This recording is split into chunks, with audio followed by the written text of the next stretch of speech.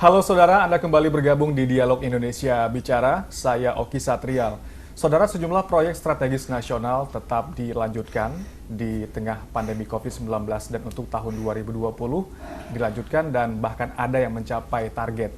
Ini sesuai dengan arahan pemerintah termasuk Presiden Jokowi juga pastinya yang ingin tetap melanjutkan sejumlah proyek strategis nasional termasuk sejumlah infrastruktur di dalamnya untuk tetap dilanjutkan. Walaupun Indonesia saat ini tengah menghadapi pandemi global COVID-19. Apa latar belakang pemerintah tetap melanjutkan proyek-proyek ini, infrastruktur, apa yang ingin dicapai dengan tetap dilanjutkannya sejumlah proyek strategis nasional dan seperti apa perkembangannya hingga saat ini. Bagaimana juga dengan sektor transportasi di era new normal nantinya. Kita akan berbincang bersama Deputi Bidang Koordinasi Infrastruktur dan Transportasi Kemenko Kemaritiman dan Investasi Republik Indonesia, Ridwan Djamaluddin. Pak Ridwan, terima kasih atas waktunya. Sama-sama. Baik, Pak Ridwan, sebelum kita membahas mengenai proyek strategis nasional, infrastruktur, dan transportasi, di saat saya berkunjung ke kantor ini, ke ruangan ini, mungkin ada satu hal yang menjadi pertanyaan besar bagi saya begitu Pak, masuk ruangan ini ya. Ada sebuah peta di belakang kita, ini peta Indonesia. Tapi mungkin tidak banyak menyadarinya, karena bentuknya tidak biasa, tidak lazim. Memunculkan banyak pertanyaan juga. Sebetulnya apa latar belakangnya peta ini dibuat seolah terbalik begitu Pak? Memang gini, kalau kita lihat peta ini, pertama kata terbalik tidak boleh ada.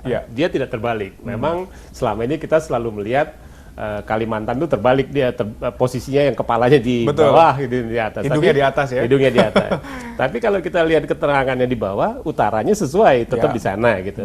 Artinya saya mau mengajak kita melihat sesuatu tidak selalu harus dengan paradigma lama.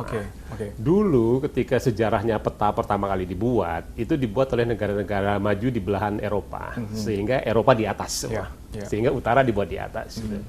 Kalau sekarang kita buat utara ke sana, buat saya ini mengubah paradigma dan mengatakan bahwa dengan teknologi, kalau dulu peta itu hanya adalah sebuah alat penyajian informasi, sekarang dia menjadi alat untuk kita berkomunikasi.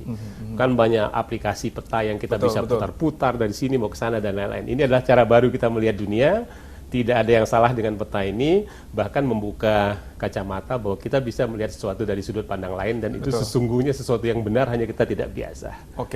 Membuka sudut pandang baru. Ini yang sebetulnya menjadi PR juga mungkin bagi pemerintah saat ini, karena ada beberapa sudut pandang di masyarakat yang terkesan skeptis mengenai dilanjutkannya proyek infrastruktur dan proyek strategis nasional. Banyak yang mengungkapkan bahwa sebetulnya pemerintah fokus saja untuk menghadapi pandemi COVID-19 tanpa sektor lain ikut dilanjutkan begitu ya. Pak, bagaimana kita menjelaskan ke masyarakat bahwa sebetulnya tidak hanya sektor COVID yang mesti dilanjutkan, tapi ada sektor lain yang perlu juga dilanjutkan seperti PSN ini dan sejumlah infrastruktur, Pak. Beberapa saat sebelum pandemi COVID-19 ini, kan kita sering mendengar terminologi Industri 4.0 gitu ya. Sekarang kita Everyday Life 4.0 gitu ya. Atau kemudian kita mau mengatakan proyek strategis nasional, kemudian dengan sering juga kita dengar istilah disruption beberapa saat yang lalu kan. Ini ada disruption besar. Disruption itu tidak boleh membuat kita menyerah atau berubah pikiran yang tidak terkendali. Yang harus kita lakukan adalah beradaptasi. Menurut hemat saya, proyek-proyek infrastruktur ini bukan sebuah angan-angan atau sebuah mimpi atau sebuah harapan yang tidak berdasar, tapi dia adalah sebuah kebutuhan. Sehingga kebutuhan itu kan tetap harus kita penuhi. Artinya, walaupun sekarang kita agak ngerem sedikit gitu, tapi ke depan kan infrastruktur tetap dibutuhkan. Sehingga walaupun anggaran pemerintah misalnya sebagian besar atau sebagian lah 677 triliun dan sekitarnya itu dialihkan untuk penanganan COVID, tidak berarti pembangunan infrastruktur harus dihentikan. Karena dalam jangka panjang infrastruktur ini tetap dibutuhkan untuk merangkai NKRI yang sebesar ini. Dengan anggaran yang begitu besar dialihkan ke penanganan COVID, adakah sektor infrastruktur juga terdampak? Artinya ada yang terpospon kah atau mungkin ada yang tertunda? Terdampak pasti lah ya. Penyesuaian harus ada. Karena kalau tidak menyesuaikan malah kita melanggar hakikatnya disruption ini gitu ya. Tapi tinggal nanti bagaimana kita menata ulang urutan prioritas. Sudah dilakukan juga. Namun di sisi lain, selain kebutuhan infrastruktur itu adalah mendasar adanya, kita juga ingin agar semangat bahwa dalam menghadapi COVID-19 ini masyarakat selain harus aman juga harus produktif, artinya kan kita harus membuka lapangan pekerjaan, ekonomi harus berputar gitu. Itulah gunanya proyek-proyek itu terus berjalan. Bahkan mau kita percepat. Beberapa seperti redesign atau reschedule dari sejumlah proyek yang sudah ditetapkan? Ada, beberapa ada. Misalnya urutan prioritas lah intinya. Mana yang mau didahulukan itu pasti ada, karena kan anggarannya pasti bergeser. Tapi yang pasti secara keseluruhan kita mau mengatakan proyek-proyek infrastruktur utamanya yang strategis dan bermanfaat bagi masyarakat luas akan kita teruskan dengan kalau diperlukan penataan ulang termasuk penjadwalan. Yang saat ini menjadi prioritas untuk dilanjutkan apa saja, Pak? Dulu kan semangatnya kita mau merangkai Indonesia, jadi artinya konektivitas di dalam Jawa yang sudah padat penduduknya dan dari Jawa keluar Jawa untuk melancarkan arus logistik dan arus manusia harus diprioritaskan menurut saya.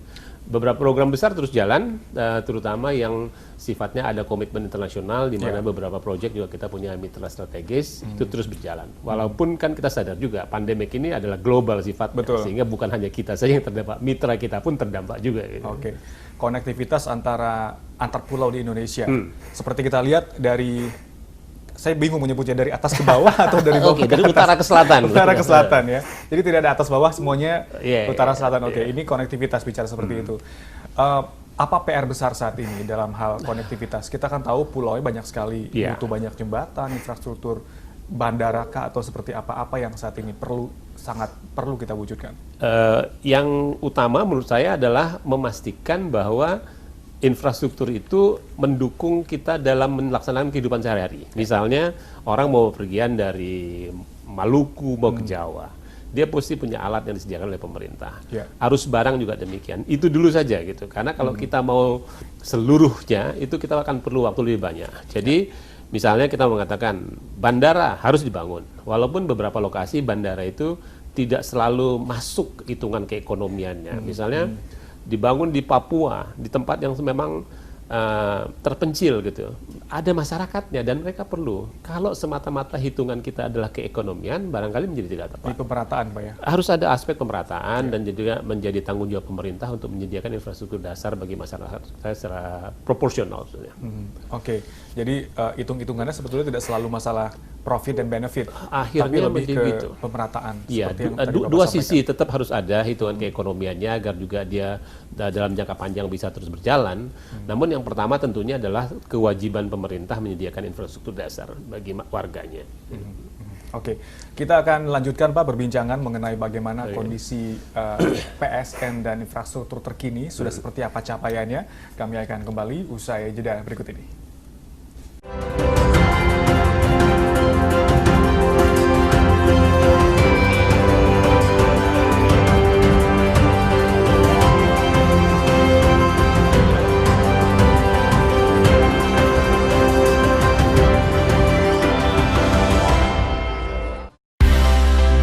Selama pandemi COVID-19, pemerintah menerapkan program belajar dari rumah. Saksikan program belajar dari rumah, Senin hingga Minggu.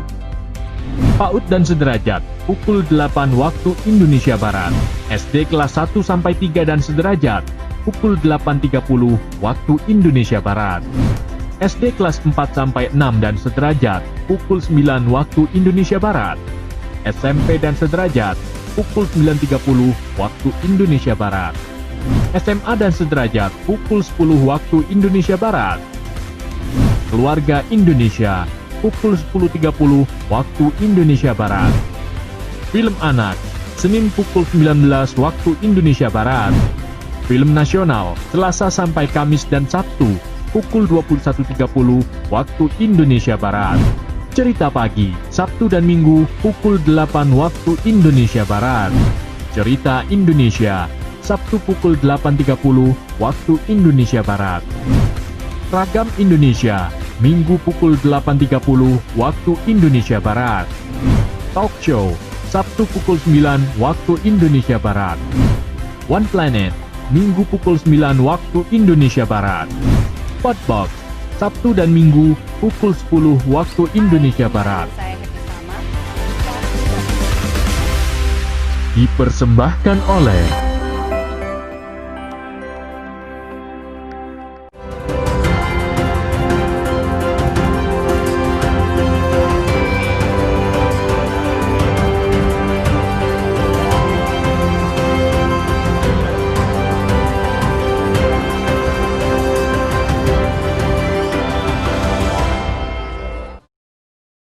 Anda kembali bergabung di Dialog Indonesia Bicara, masih bersama saya Oki Satrial dan masih ada di sini Deputi Bidang Koordinasi Infrastruktur dan Transportasi Kemenko Kemaritiman dan Investasi Republik Indonesia, Ridwan Jamaluddin.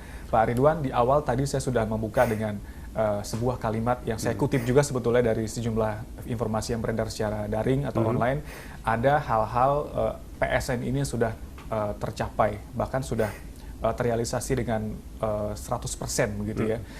Kita ingin tahu sebetulnya Pak, saya ingin langsung bertanya begitu ya kepada sumbernya yang valid gitu. Sebetulnya sudah seperti apa kondisinya saat ini, proyek mana yang sudah selesai dan mana yang sampai saat ini masih dilakukan kerjaan? Proyek strategis nasionalnya ada banyak memang, jenisnya banyak, lokasinya banyak, bidang-bidangnya juga banyak.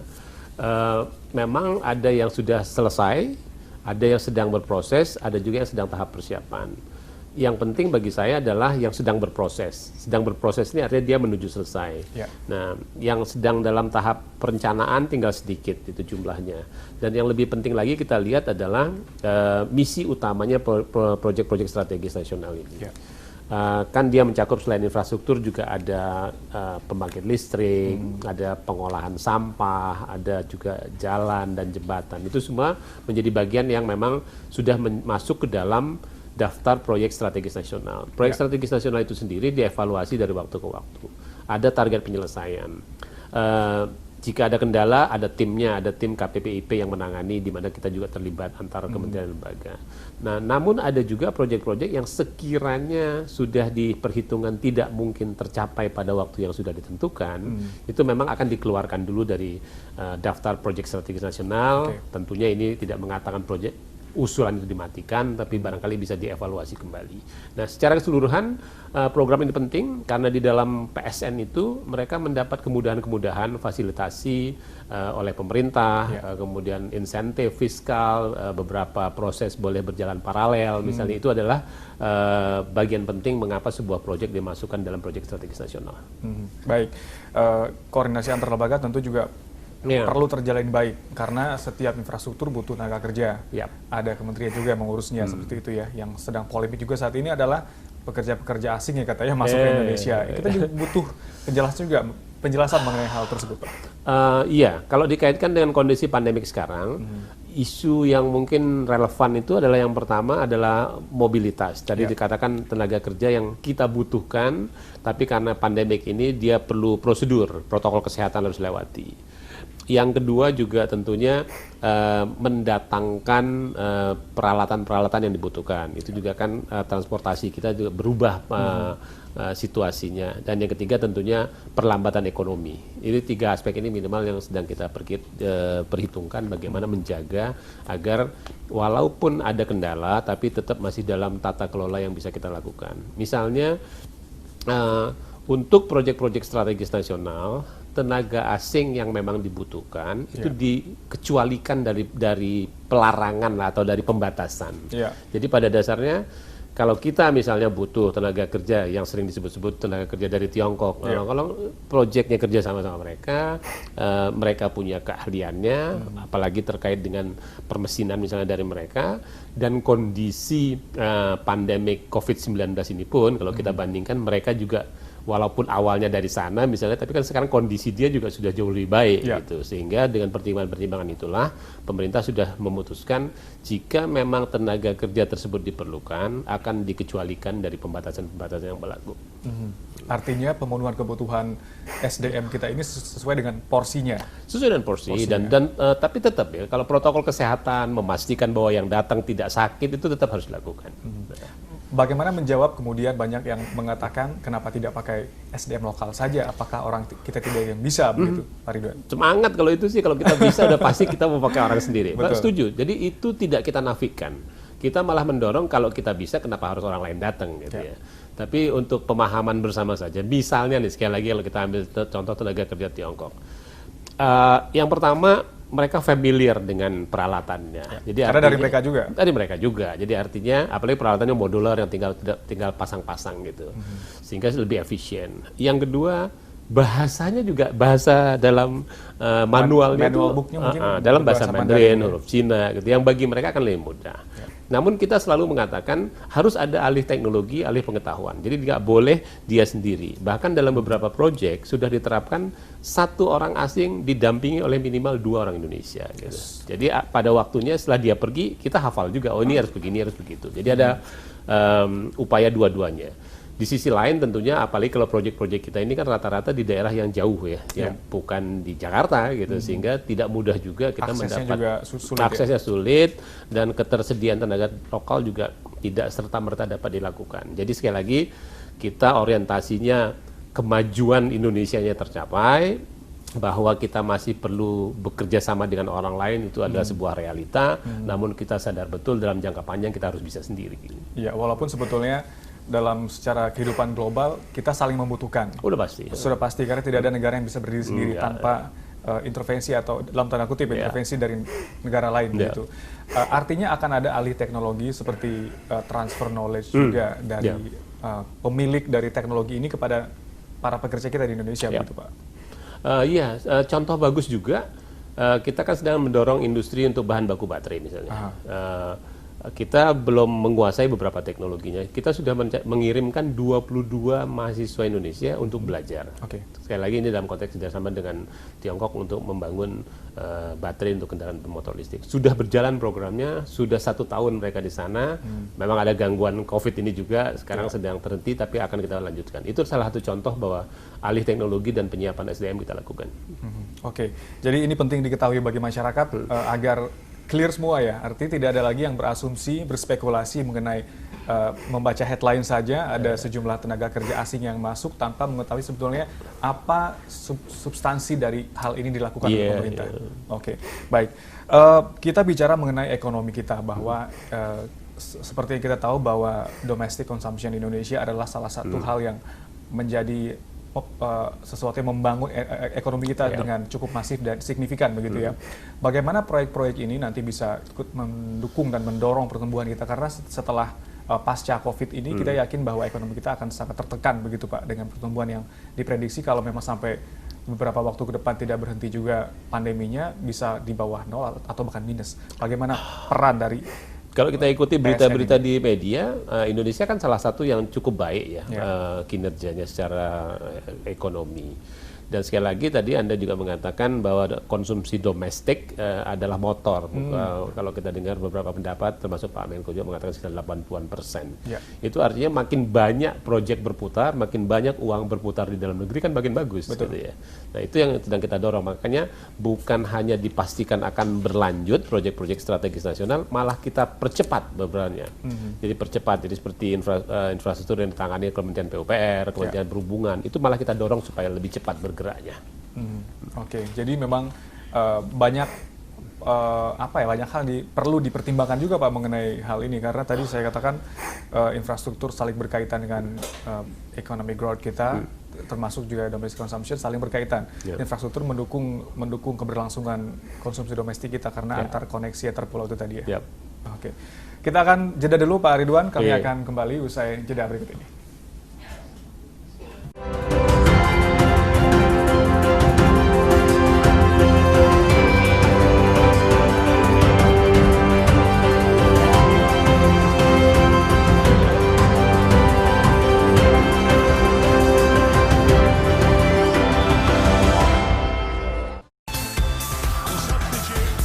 Sukses mengalahkan duo Milan di partai semifinal.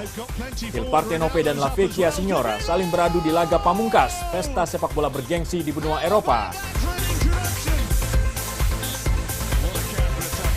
Saksikan partai final Coppa Italia Kamis 18 Juni 2020 pukul 1.30 waktu Indonesia Barat di TVRI Nasional dan Sport HD.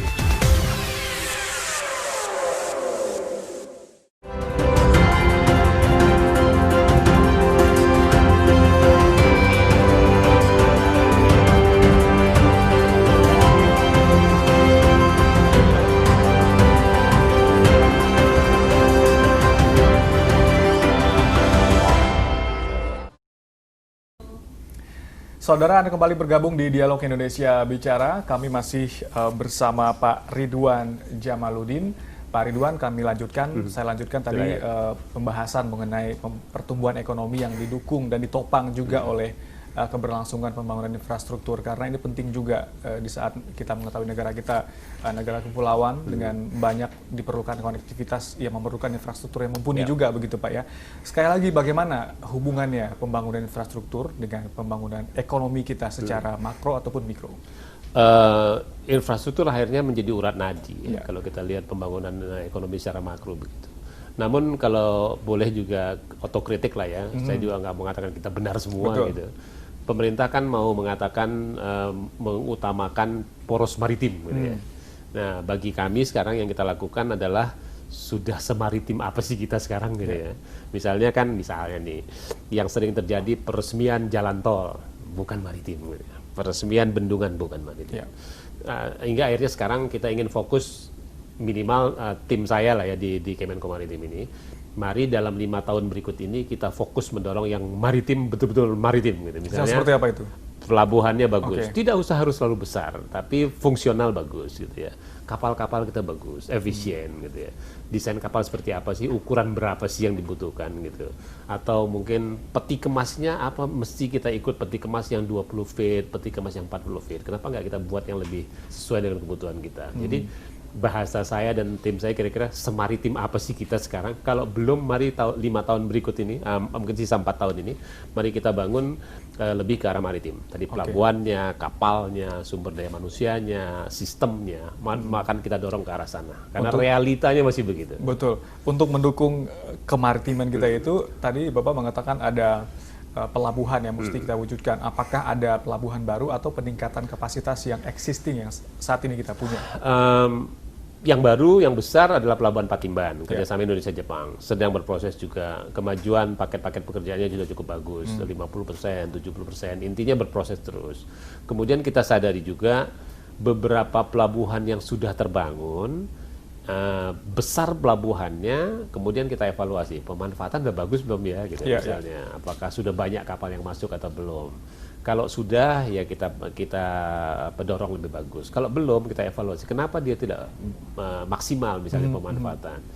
Yang sudah kita evaluasi misalnya industri belakangnya belum terbangun gitu. Jadi artinya mau ngangkut apa nih kapal-kapal ke situ gitu. Sehingga selain membangun pelabuhannya, kita juga harus membangun kawasan industri yang berdekatan. Jadi artinya jelas lah, jangan sampai kita hanya menggelar karpet merah bagi barang dari luar untuk masuk, tapi kita juga harus menyiapkan kapal yang berangkat dari pelabuhan-pelabuhan kita juga mengangkut sesuatu untuk dibawa ke tempat lain, utamanya juga diekspor. Jadi menyesuaikan kebutuhan itu serta juga menghubungkan antara infrastrukturnya dengan kawasan industri.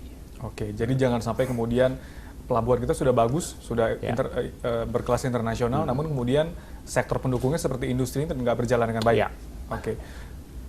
Di luar itu mungkin juga kita harus juga menyesuaikan dengan kebutuhan sendiri. Artinya kan konsep negara kepulauan ini kita nggak bisa mencontek dari manapun. Gitu ya. Kita nggak bisa semudah copy paste. Negara ini modelnya begini, nggak bisa.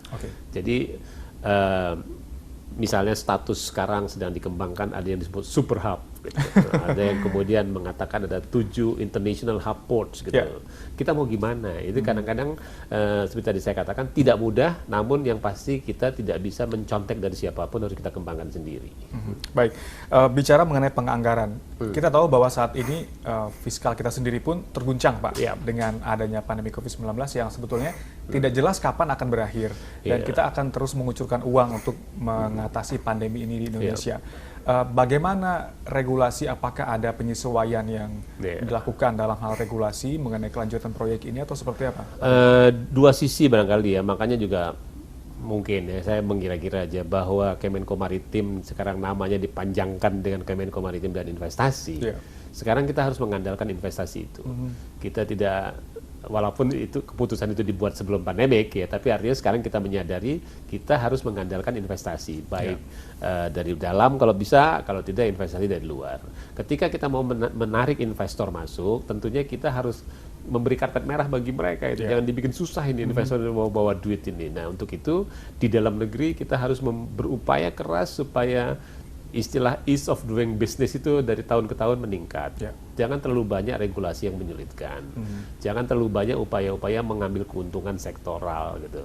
Nah, ini yang menurut saya harus kita lakukan. Di sisi lain, pembangunan infrastruktur ini juga harus memberi multiplier effect ke dalam. Kita mendorong juga penggunaan produk-produk dalam negeri. Jadi kalau memang ada produk dalam negeri yang bisa dipakai, kenapa kita harus pakai produk luar negeri gitu ya? Orang kita ini banyak, penduduk kita 270 juta. Katanya kita mau demographic bonus atau sedang demographic bonus. Itu kan ada 70% dari 270 juta ini perlu lapangan pekerjaan. Dan usia produktif ya? Dan usia produktif gitu. Sehingga perlu lapangan pekerjaan. Jadi kita harus mengkampanyekan pakai produk dalam negeri agar industri kita tumbuh, agar lapangan pekerjaan tersedia, supaya juga orang nggak ribut sendiri main-main medsos yang tidak produktif gitu. Di sisi lain, ketika kita mengkampanyekan penggunaan produksi dalam negeri ini, kepada mitra internasional kita mengatakan, kami tidak melarang produk Anda masuk, tapi beri kami kesempatan untuk tumbuh supaya kami punya daya beli. Gitu. Kalau kita nggak punya daya beli, terus yang invest kan juga mau jual kemana gitu dia. Di industri otomotif misalnya, silakan masuk. Tapi kalau kami bisa supply dari dalam negeri, beli dong gitu. Supaya orang Indonesia juga nanti punya duit buat beli mobil Anda gitu. Kira-kira keseimbangan seperti itu yang kita dorong. Balances antara supply and demand begitu ya, antara produksi dengan konsumsi. Bagaimana kebijakan pemerintah dalam membuka keran investasi? Apakah dibuka seluas-luasnya kepada siapapun yang ingin berinvestasi, atau mungkin ada batasan-batasan yang ditetapkan oleh pemerintah? Masih ada beberapa batasan, tapi sekali lagi menurut saya semangatnya kan pembatasan itu bukan berarti kita anti investasi, tapi lebih tadi mau menyeimbangkan. Kita menyambut baik investasi, tapi kita juga tetap berupaya supaya industri dalam negeri tumbuh. Seninya sebetulnya di situ. Apalagi kalau kita lihat sekarang kan pemerintah juga gencar mengkampanyekan produk-produk UMKM. Gitu. Bagaimana kita membuat produk UMKM kita dapat terjual dengan baik. Jadi praktis hambatan-hambatan yang sekiranya masih bisa kita kelola akan ditiadakan. Kalau kita dengar arahan-arahan para pimpinan, para menteri, kepala BKPM, semuanya semangatnya sudah bagus menurut saya. Tinggal bagaimana semangat yang baik itu pada level kerja ini kita terapkan, membuat sekali lagi investor itu tertarik datang ke Indonesia ini. Dan di sektor infrastruktur tentu kita berharap bahwa pembangunan atau infrastruktur yang terus berjalan ini bisa menopang ekonomi kita dengan konsumsi domestik dan juga dengan kemampuan daya beli masyarakat kita yang juga akan terus bertambah gitu. Termasuk juga yang kita dengar bahwa beberapa proyek strategis transportasi seperti kereta cepat Jakarta-Bandung juga kembali dilanjutkan begitu Pak? Iya, dilanjutkan bahwa masih ada misalnya kendala teknis sedikit, pembebasan lahan belum selesai, tiba-tiba ada kecelakaan ya menurut saya secara teknis kan itu sesuatu yang idealnya tidak ada, tapi kalau masih pun terjadi tentunya masih dapat dikendalikan juga.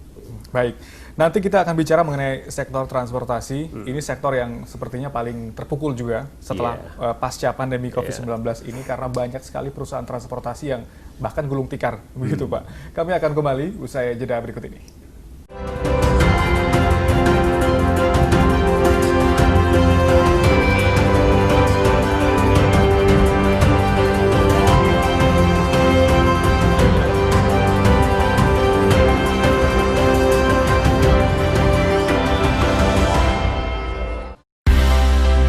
Selama pandemi COVID-19, pemerintah menerapkan program belajar dari rumah. Saksikan program belajar dari rumah, Senin hingga Minggu. PAUD dan sederajat, pukul 8 waktu Indonesia Barat. SD kelas 1-3 dan sederajat, pukul 8.30 waktu Indonesia Barat. SD kelas 4-6 dan sederajat, pukul 9 waktu Indonesia Barat. SMP dan sederajat, pukul 9.30 waktu Indonesia Barat. SMA dan sederajat pukul 10 waktu Indonesia Barat. Keluarga Indonesia pukul 10.30 waktu Indonesia Barat. Film anak Senin pukul 19 waktu Indonesia Barat. Film nasional Selasa sampai Kamis dan Sabtu pukul 21.30 waktu Indonesia Barat. Cerita pagi, Sabtu dan Minggu, pukul 8 waktu Indonesia Barat. Cerita Indonesia, Sabtu pukul 8.30 waktu Indonesia Barat. Ragam Indonesia, Minggu pukul 8.30 waktu Indonesia Barat. Talk Show, Sabtu pukul 9 waktu Indonesia Barat. One Planet, Minggu pukul 9 waktu Indonesia Barat. Spotbox, Sabtu dan Minggu pukul 10 waktu Indonesia Barat. Dipersembahkan oleh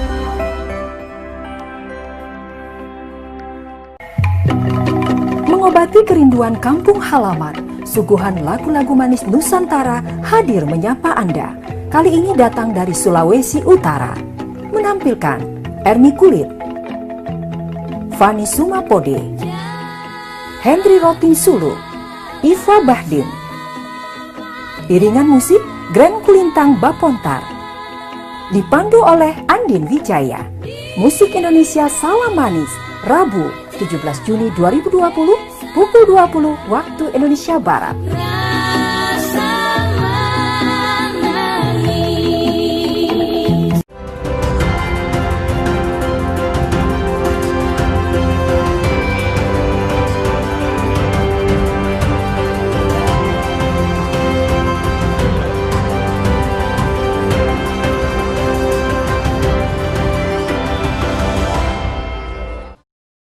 Anda kembali bergabung di Dialog Indonesia Bicara. Dari 3 segmen sebelumnya kami berbicara mengenai sektor proyek strategis nasional PSN dan juga infrastruktur yang terus dilanjutkan di tengah pandemi COVID-19.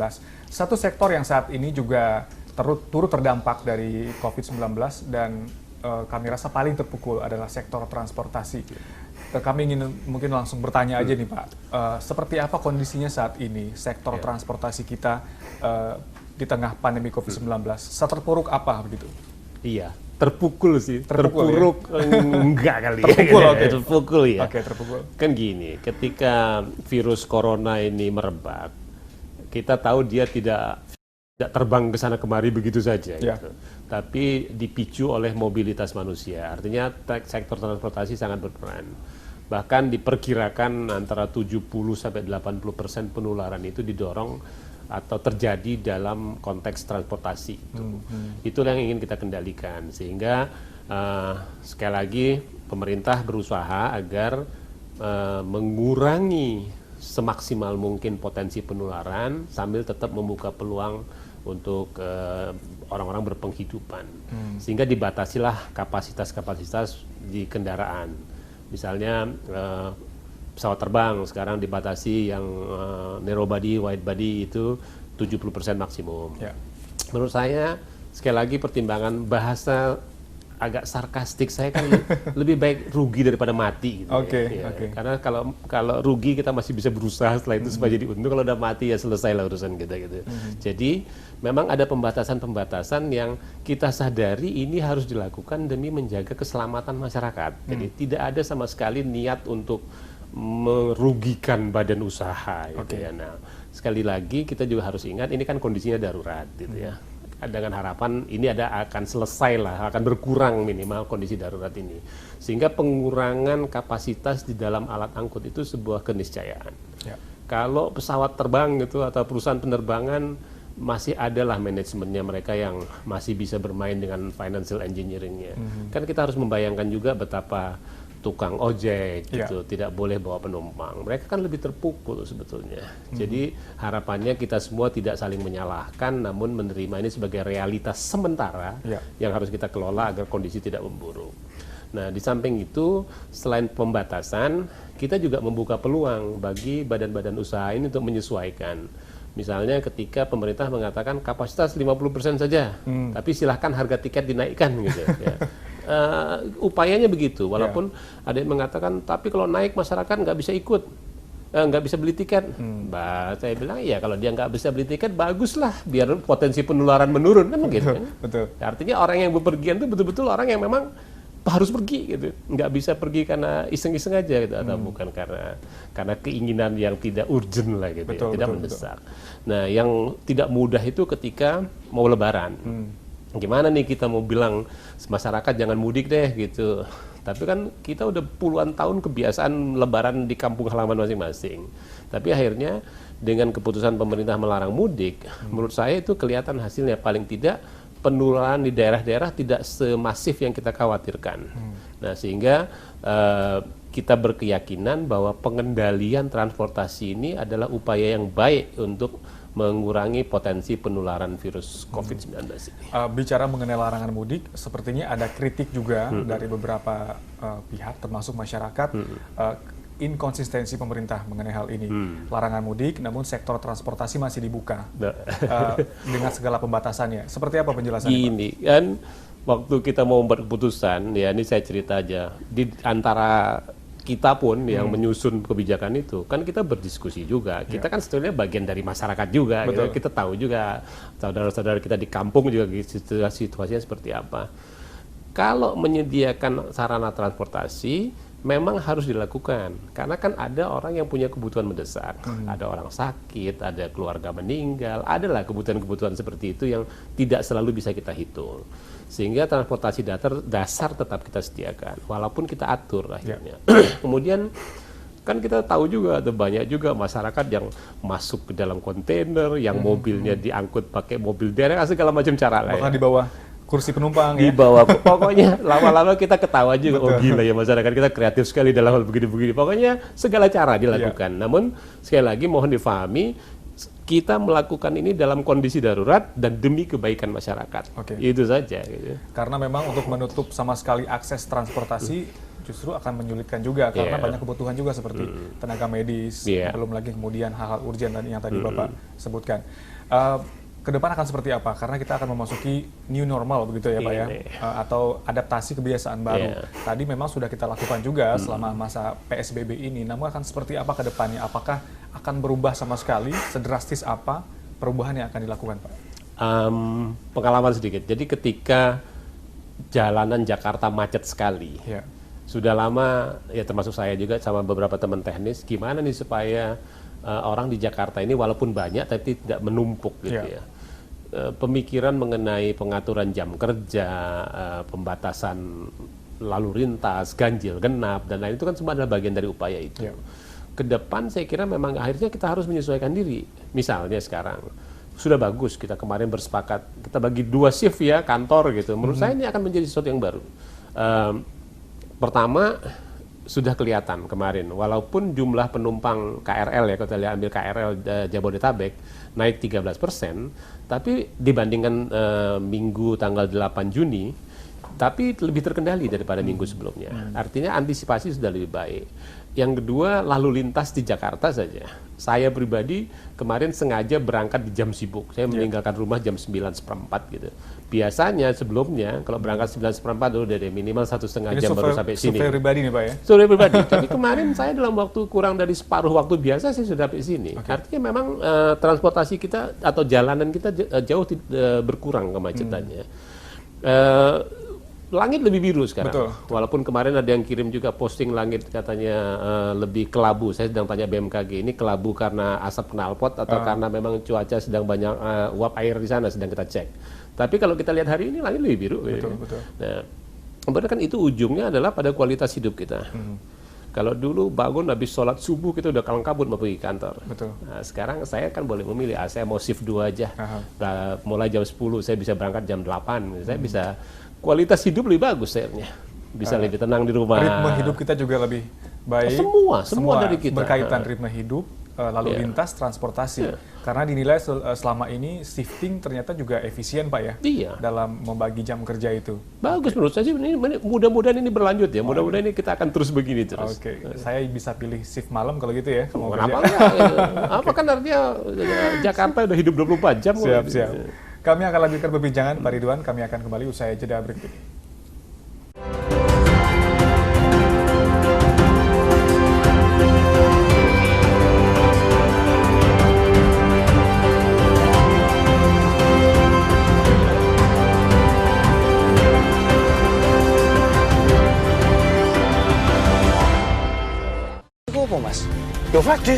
Kisah 3 pemuda pengangguran yang memiliki mimpi mulia.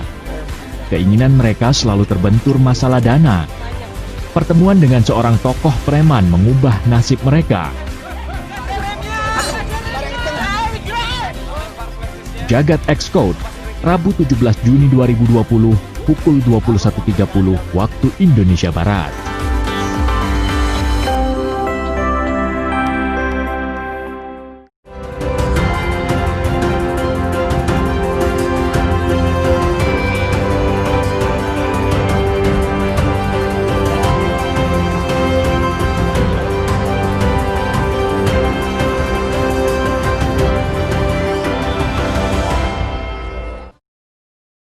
Anda kembali bergabung di Dialog Indonesia Bicara. Kami masih berbicara mengenai proyek strategis nasional dan sektor transportasi di era new normal.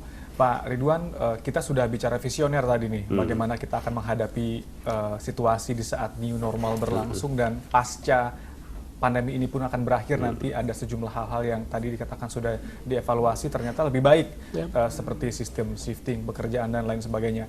Namun bicara mengenai sektor transportasi yang tidak terpuruk tapi terpukul itu tadi, apakah Anda melihat sejauh ini perusahaan-perusahaan di sektor ini sudah memiliki contingency plan? Karena kita tahu bahwa harus ada alokasi dana yang cukup untuk bisa menghadapi situasi darurat seperti pandemi saat ini. Dalam pandangan Anda seperti apa?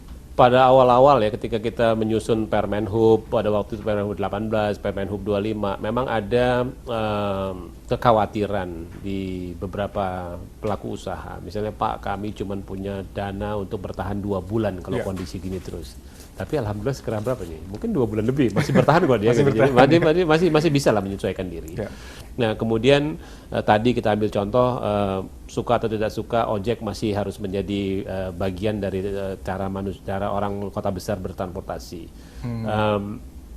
Kita harus hati-hati juga gitu ya.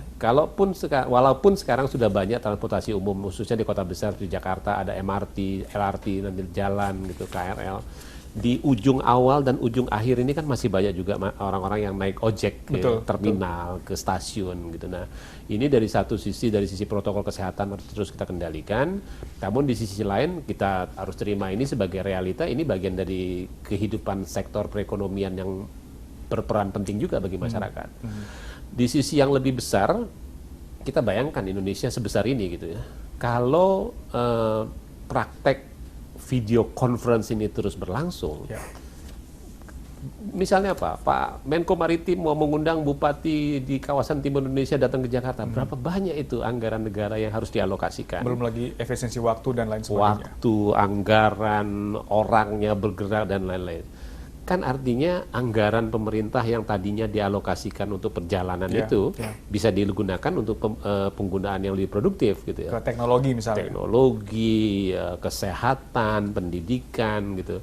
Tapi kan kita sadar juga berarti nanti penumpang pesawat akan berkurang gitu. Tapi ya itu urusan lu lah, atur sendiri gitu. Tapi mereka punya daya lentur, daya lenting yang baik juga untuk mengatasi gitu. Jadi kalau penumpang berkurang ya silakan diatur gitu. Makanya juga kalau tadi kembali kita bicara tentang upaya-upaya menyediakan industri dalam negeri, apa iya misalnya pesawat-pesawat terbang di kita ini harus besar-besar? Kan contoh saja, kita mendorong pariwisata Danau Toba. Dari Jakarta ke Kuala Namu, bagus, hampir penuh pesawatnya, tapi pulangnya kosong gitu. Artinya kan ukuran pesawatnya mungkin kurang sesuai gitu. Makanya kalau Indonesia mau membuat pesawat komuter yang ukuran kecil-kecil, tujuannya menurut saya ya menjawab kebutuhan kita gitu. Kalau sekali terbang kita cuma butuh berapa? 30, 50 ya segitu aja pesawatnya, kita harus besar gitu. Nah, penyesuaian seperti ini harus diantisipasi. Kapal-kapal kita juga kan besar-besar. Sekali jalan kapal pelni menempuh pelabuhan-pelabuhan itu kan 1 bulan mungkin dia keliling. Ke depan juga harus beradaptasi. Intinya memang menurut saya yang terjadi sekarang adalah sebuah disruption yang kita seluruh dunia kaget, tapi kita tidak punya pilihan lain selain beradaptasi. Jadi kita harus menyesuaikan diri dengan kondisi itu, dan sektor transportasi ini juga harus cukup fleksibel ke arah sananya. Untuk sektor darat, kita tahu bahwa kendalanya adalah kemacetan, terutama kota besar seperti Jakarta. Kita sudah mengenal juga ada peraturan Gubernur DKI Jakarta mengenai ganjil genap dan sejumlah kebijakan lainnya tentunya. Apa yang perlu dikoreksi Pak mengenai kebijakan ini? Karena kita tahu bahwa sampai saat ini pun masih belum jelas nih apakah dilanjutkan, apakah dihentikan, atau seperti apa ke depannya, apa yang perlu disampaikan? Sebetulnya kan kemarin jadi pilihan-pilihan gitu ya. Yeah. Begitu kita mengurangi kapasitas, kan artinya harus menambah armada logikanya untuk mengimbangi gitu ya. Tapi selain bukannya menambah armada, tapi kemudian kita mengatur jam kerja. Jadi artinya dengan begitu 3 parameter ini mudah-mudahan tidak mudah-mudahan saling mendukung. Artinya kapasitas dikurangi, armada tidak harus ditambah, tapi orangnya yang ditata jadwalnya sehingga keseimbangan lebih tercapai. Yang kedua, masyarakat menurut saya harus berusaha dengan cara pola hidup yang lebih sehat ya. Menurut saya kalau jalan kaki 1 kilometer mestinya kita jangan, apalagi muda-muda jalan kaki 1 meter harus mau gitu. Jadi kalau misalnya Dan di sini fasilitas pedestrian juga makin baik sudah ya. bagus. Jakarta sudah bagus. Jadi kalau misalnya dari sini ke stasiun MRT terdekat itu kurang lebih 1 kilometer. Ya jangan mikir naik ojek lah, jalan kaki aja kenapa gitu. Kan artinya pola hidup kita juga harus begitu. Betul. Di kawasan-kawasan pemukiman juga saya kira daripada menambah angkot masuk pemukiman lebih baik dibiasakan untuk kita berjalan kaki. Tentunya disediakan infrastruktur yang cukup baik, jalur pejalan kaki aman, menyenangkan, hal seperti itu masih diimbangi. Bisa jadi sepeda jadi pilihan juga nanti Pak. Karena saat ini kita lihat pertumbuhan penggunanya juga cukup banyak selama PSBB berlangsung ini. Bagus, sepeda itu kan pilihan ramah lingkungan, menyehatkan gitu, apalagi murah gitu dibanding beli alat transportasi yang lain. Yang ada kan sekarang PR-nya adalah jalurnya begitu Pak, yang belum begitu banyak. Kalau kita mau jujur, di Jalan Sudirman Tamrin ini sudah ada jalur yang dicat hijau itu. Seberapa banyak orang sudah lewat sana, malah lebih banyak pesepeda yang ngebut-ngebut di jalur cepat sana. Jadi sudah bagus upayanya, namun perlu sosialisasi dan edukasi juga bagi publik. Dan barangkali juga gengsi ya kali ya, naik sepeda itu agak terganggu kali, tapi menurut saya ke depan janganlah, bisa dimulai kaum milenial, naik sepeda adalah sebuah gaya baru. Kalau saya naik sepeda bukan karena saya nggak bisa beli mobil gitu, tapi pilihan saya adalah naik sepeda. Sepedanya yang mahal dulu Pak ya. Dibikin seolah-olah mahal juga bisa, karena yang sepeda ramah lingkungan juga banyak sekarang. Betul. Baik, kami masih punya 1 segmen lagi Pak Ridwan, kami akan lanjutkan perbincangan usai jeda berikut ini.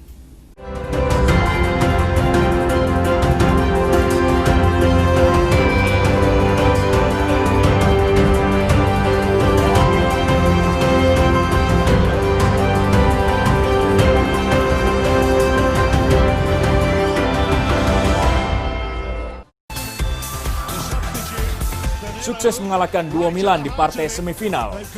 Il Partenopeo dan La Vecchia Signora saling beradu di laga pamungkas pesta sepak bola bergengsi di benua Eropa. Saksikan partai final Coppa Italia Kamis 18 Juni 2020 pukul 1.30 waktu Indonesia Barat di TVRI Nasional dan Sport HD.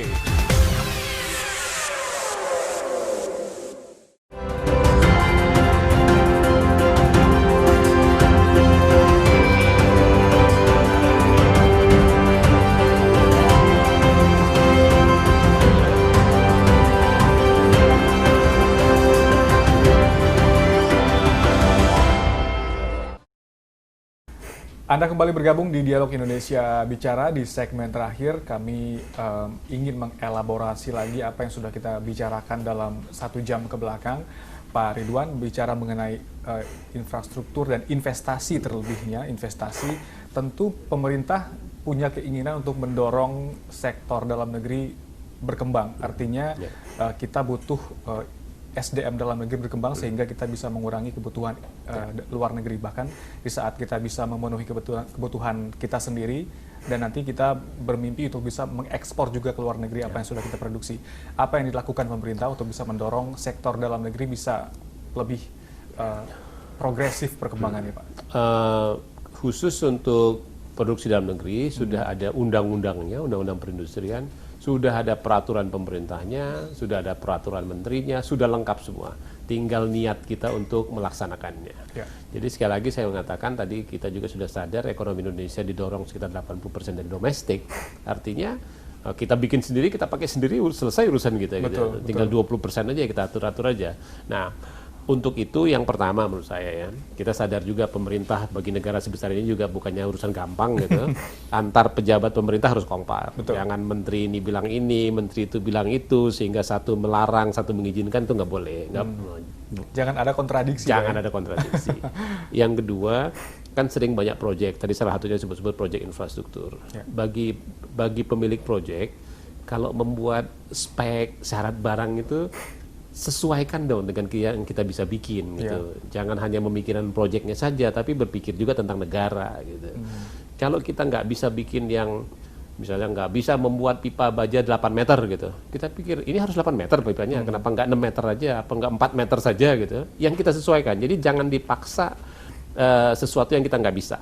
Apalagi sengaja, ini supaya nggak beli dalam negeri kita bikin aja spek yang dia nggak bisa gitu. Itu janganlah gitu ya. Yang ketiga, daya saing kita sendiri harus ditingkatkan. Jadi kira-kira industri dalam negeri kita fasilitasi, kita dorong, tapi jangan manja dong gitu. Harus meningkatkan juga daya saingnya, baik dari kualitas, harga, delivery time dan lain-lain.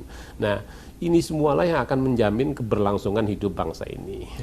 Sekali lagi, kita tidak anti asing, tapi kita tetap bekerja sama. Semua negara kan berkewajiban melindungi rakyatnya. Jadi ya kewajiban kita juga melindungi rakyat kita gitu kan. Nah, kemudian tadi prinsipnya, kalau kita punya daya beli, orang kan juga enak jualan ke kita gitu. Kita bisa beli. Kalau kita miskin terus, lu mau jual apa sama kita gitu kan. Yang bisa beli itu aja. Peningkatan kapasitas ekonomi masing-masing masyarakat itu juga perlu dilakukan gitu. Dari sektor transportasi, apa yang kira-kira ingin di-improve lagi? Kendaraan bermotor listrik kita dorong ya. Mobil listrik sedang kita dorong. Motor listrik sudah ada, cuman masih kurang masif nih ya.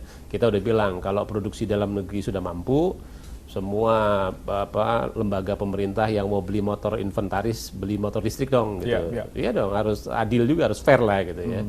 Yang kedua, ketika kita sadar bahwa kita impor BBM itu hampir 300 atau lebih dari 300 triliun per tahun gitu ya. Kemudian kapasitas terpasang pada pembangkit PLN itu kalau kita tingkatkan efisiensinya bisa mendaya gunakan kira-kira 25 triliun per tahun gitu. Kemudian kita sadar juga bahwa emisi gas rumah kaca di kita nomor 2 adalah sektor transportasi. Jadi semua itu kita arahkan, mari kita gunakan kendaraan bermotor listrik di tanah air. Mengenai SDM lokal untuk penyediaan moda transportasi sudah seberapa mampu kita? Karena setahu saya juga beberapa sarana transportasi seperti kereta kita sudah ekspor Pak ke Filipina, ke Australia, bahkan ke Bangladesh juga. Bagaimana kemudian dengan kemampuan kita? LRT Jabodebek pakai rangkaian kereta buatan PT Inka. Satu sisi kita bersyukur, sisi lain saya harus katakan juga itu perjuangan. Gitu. Kita harus bisa bilang karena orang lain mau jualan juga, gitu. Enggak, kami punya sendiri. Gitu ya. SDM menurut saya sudah bagus. Kita punya pengalaman panjang, industri strategis kita dalam alat angkut transportasi sudah bagus, ada PT Inka, ada galangan-galangan kapal kita yang bagus, bahkan PT DI pun sedang kita dorong untuk menyediakan pesawat-pesawat terbang yang sesuai kebutuhan kita. Yang lebih efisien, ukurannya sesuai kebutuhan. Dan kalau pinter-pinteran sih menurut saya orang Indonesia pinter-pinter, di mana-mana pinter, cuman biasanya dia lebih pinter kalau di luar Indonesia, itu aja persoalan kita. Artinya, itu mesti kita bawa pulang. Kita harus bawa pulang dan kita harus sediakan ekosistem yang menyuburkan buat mereka tumbuh. Gitu. Nah, dikasih kesempatan dong dia suruh berkiprah. Gitu. Jangan orang pinter ditarik, lalu nyampe di sini istilah orang mudanya jadi gabut Pak, nggak ada yang mau dikerjain gitu ya? Iya betul. Nah itu tuh, iya betul. Apalagi orang disuruh sekolah keluar pulang nggak tahu mau ngapain. Gitu. Nanti dia berkontribusi bagi orang lain di luar sana. Baik. Karena kebutuhan pribadi ini juga ada ya Pak ya? Udah pasti. Ekonomi dia dan keluarganya. Ekonomi satu hal, tapi bagi saya, setahu saya. Bagi kita para insinyur ini lebih penting aktualisasi kemampuan. Ya kita butuh kehidupan ya, tapi paling tidak jangan sampai udah sekolah capek-capek, sekolahnya susah, lulusnya susah, ilmunya nggak kepake pula gitu di sini. Gitu.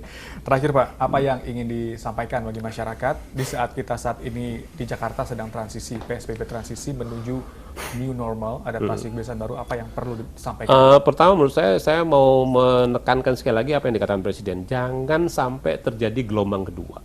Ya, kita sudah mulai agak longgar gitu, tapi sekali lagi jangan lupa bahwa kita belum selesai nih urusan sama Mr. Covid ini gitu ya. Jadi kita harus jaga. Tidak terlihat gitu. Ini ya? Masih ada, tapi kita harus jaga ya, kita harus disiplin.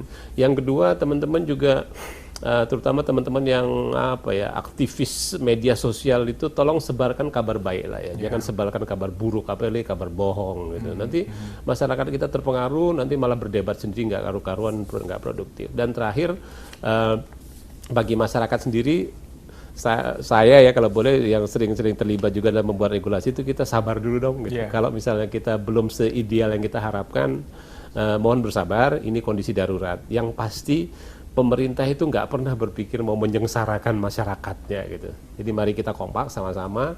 Kalau ada masukan silakan disampaikan. Menurut saya sekarang yang namanya masukan itu semua menteri, presiden sekalipun mau disampaikan masukan akan diterima. Banyak jalurnya juga, Pak. Banyak jalurnya. Pokoknya percaya aja kita nggak akan berbuat sesuatu yang buruk lah bagi masyarakat. Terima kasih Pak Ridwan Jamaluddin, Deputi Bidang Koordinasi Infrastruktur dan Transportasi Kemenko Kemaritiman dan Investasi Republik Indonesia. Saya dan tentu kita semua berharap kita segera terbebas dari COVID-19 dan kita harus siap menyongsong era baru. Kita harus lebih menjaga kebersihan kita, kesehatan kita sekarang atau nanti, dengan atau tanpa COVID. Gitu ya Pak ya. Demikian Dialog Indonesia Bicara untuk hari ini. Mewakili kerabat kerja yang bertugas, kami mengucapkan terima kasih atas perhatian Anda. Saya Oki Satrial. Sampai jumpa.